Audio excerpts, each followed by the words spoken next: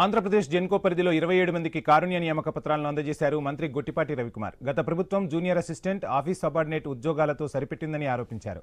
CM Chandrababu చొరవతో age relaxation ఇచ్చి బాధిత కుటుంబాలను ఆదుకుంటున్నామని అన్నారు. అందరూ రెట్టింపు ఉత్సాహంతో పనిచేసి విద్యుత్ సంస్థలకు మంచి పేరు తీసుకురావాలని తెలిపారు మంత్రి గొట్టిపాటి.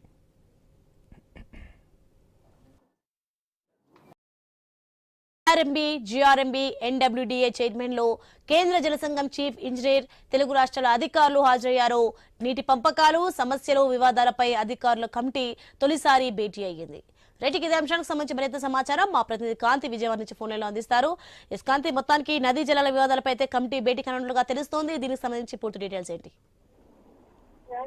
ఏపీ తెలంగాణ మధ్య నదీ జలాల నిర్వహణ, వినియోగం విషయంలో ఏవైతే వస్తున్నటువంటి వివాదాలు ఉన్నాయో వివాదాల పరిష్కారానికి కేంద్ర జలశక్తి శాఖ ఒక కమిటీని ఏర్పాటు చేసింది. ఆ కమిటీ ఈ రోజు తొలి సమావేశం అయితే ఢిల్లీలో సమావేశమైంది. టీడబ్ల్యూసీ చైర్మన్ అనుపమ్ ప్రసాద్ అధ్యక్షతన ఈ సమావేశం జరుగుతోంది. అయితే ఈ కమిటీ ఏదైతే జనవరి 2వ తేదీన కేంద్ర జలశక్తి శాఖ ఏర్పాటు చేసినటువంటి ఈ కమిటీ ఈ రెండు రాష్ట్రాలకి మధ్య ఉన్నటువంటి నీటి నిర్వహణకు సంబంధించినటువంటి కీలక అంశాలపైన చర్చిస్తోంది. కమిటీ తదుపరి చర్చల కోసం జల వివాదాలకు సంబంధించినటువంటి అజెండా అందజేయాలని కూడా కమిటీ సభ్యులను సిడబ్ల్యూసీ చైర్మన్ కోరడం జరిగింది. ఇక సమావేశానికి ఆంధ్రప్రదేశ్, తెలంగాణకు సంబంధించినటువంటి జలవనరుల శాఖ ప్రత్యేక కార్యదర్శులు, జలవనరుల శాఖ సలహాదారులు, ఇంజనీరింగ్ చీఫ్లు పాల్గొనడం జరిగింది. అయితే ఆంధ్రప్రదేశ్, తెలంగాణ మధ్య ఉన్నటువంటి నదీ జల వివాదాలు ఏమన్నాయో ఆ వాటర్ డిస్ప్యూట్ కి సంబంధించి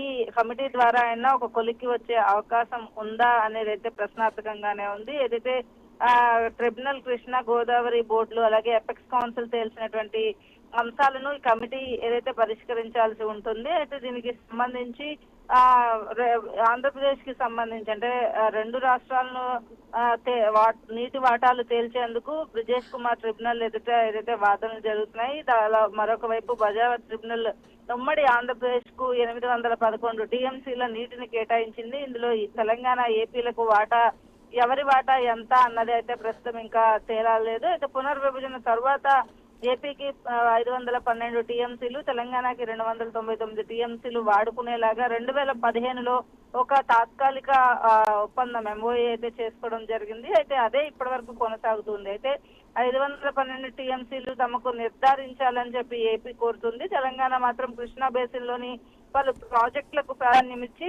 555 టీఎంసీలు కావాలని కోరుతుంది. ఈ రెండు విషయాల్లో ఈ రెండు రాష్ట్రాల మధ్య ఉన్నటువంటి సమస్య ఏదైతే ద్వారా ఈ చర్చల వల్ల అవగాహనకు వచ్చే అవకాశం రావాల్సి ఉన్న నేపథ్యంలో ఇరు రాష్ట్రాలకి సంబంధించినటువంటి జల వివాదాలపైన ఢిల్లీలో అధికారులు అయితే భేటీ అయ్యారు. సోన్, right, thanks for the information Kanthi.